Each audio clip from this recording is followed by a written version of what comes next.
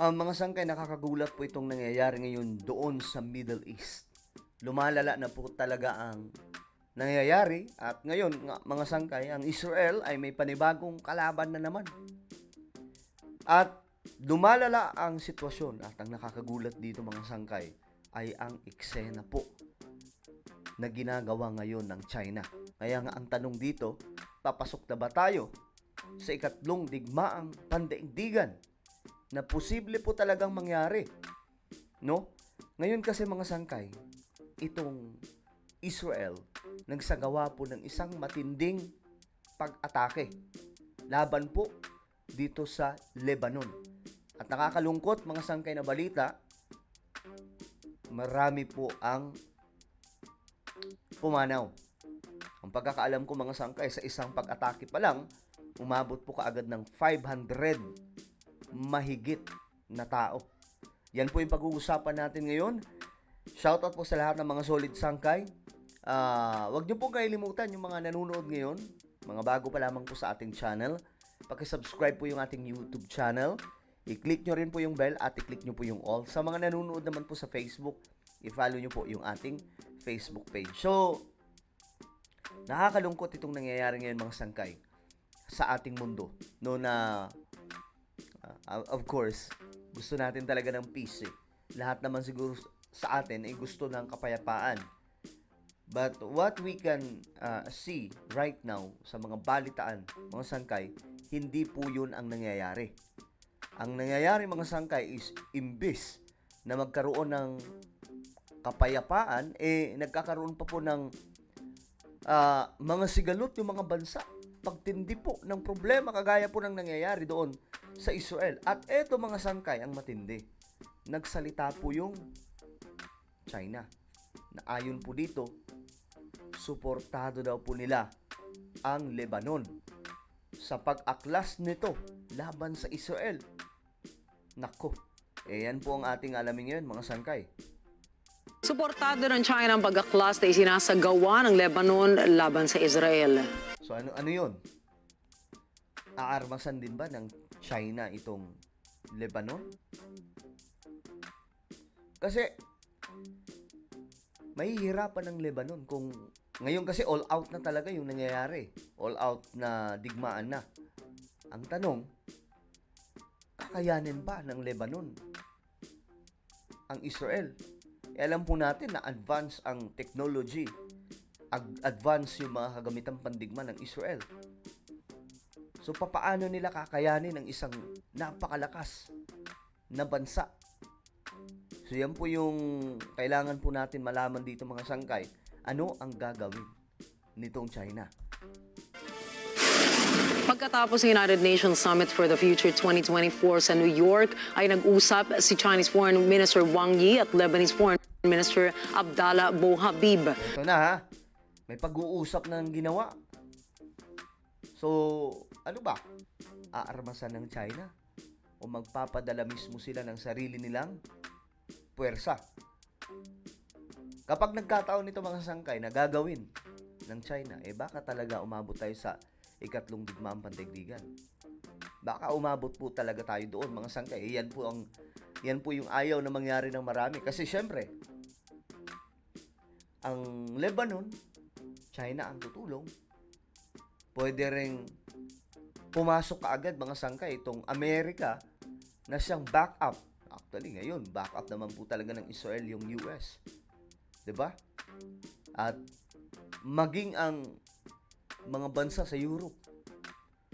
So pag nangyari ito mga sangkay, lalawak po ang gulo. Pwede po talagang magkaroon ng ikatlong digmaang pandaigdigan dahil lamang po dito sa mga sigalot. Kasi lumala na po ang sitwasyon.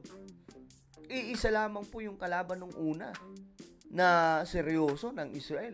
Ngayon, nag-all out na po ang Lebanon.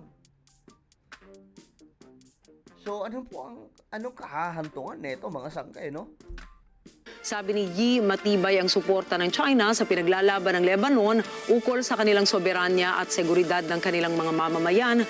Kinundi na din nito ang pagwalang bahala ng Israel sa karapatang pantao ng mga sibilyan ng kanilang ginawang mga large-scale airstrike. Dagdag pa niya na kahit anong mangyari ay manatili ang China sa panig ng hustisya at handa itong suportahan ang kanilang mga kaalyado sa Middle East. Ayan na. Handa itong suportahan. So ano yun? Aarmasan na nila. Sila po mismo ang magbibigay tulong na kagaya po ng ginagawa ng Amerika sa Ukraine. Ano ang posibleng gawin dito mga sangkay? Kasi kapag nangyari talaga ito, wala na, olats na. Papunta na tayo talaga sa mas matindi ng problema ng buong mundo.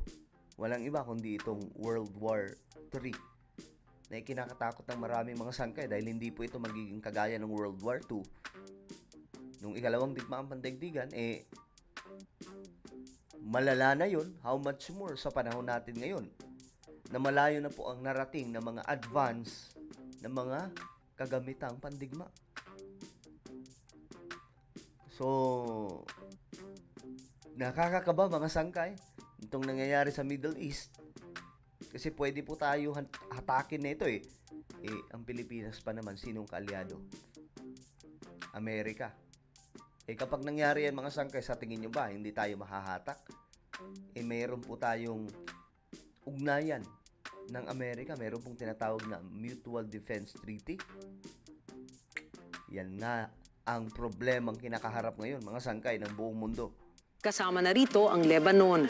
Iginiit pa nito na nakikiisa ang China sa international community na nangangampanya para sa pagbabalik ng kapayapaan sa naturang rehiyon. Ayon naman sa isang pahayag na inilabas ng Chinese Foreign Ministry, ay nananawagan ito sa international community na maging klaro sa kanilang posisyon hinggil sa kaguluhan sa Middle East. Hinimok pa nito ang ibang bansa na samahan sila na manawagan para sa isang permanent ceasefire at tuluyang pag-atras ng mga sundalo ng Israel sa Gaza nang masimulan na ang isang two-state solution.